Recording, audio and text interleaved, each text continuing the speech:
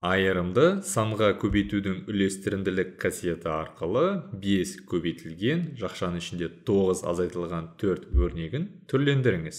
Одан кейін ықшамдаңыз дейді. Ең алдымен өрнегіміздің өзін жазып алайын.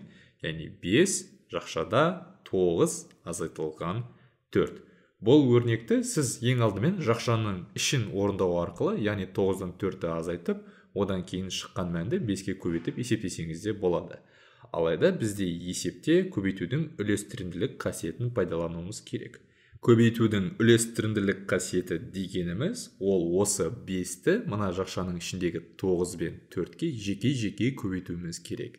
Яғни, сол кезде бізде 5 көбейтілген 9 азайтылған 5 көбейтілген 4 болады. Яғни, айырымды санға көбейтудің үлестірімділік қасиеті арқылы түрлендіру дегеніміз, ол осы санды, яғни 5-ті азайғышқа, яғни 9-ға, одан соң азайтқышқа, яғни 4-ке көбейтуіміз керек. Көріп тұрғаныңыздай, 5 көбейтілген 9, азайтылған 5 көбейтілген 4. Сонымен, жақшаны ашқаннан кейінгі пайда болған өрнегімізді есептейік. Осы жердегі 5 көбейтілген 9 дегеніміз, ол бізде 45.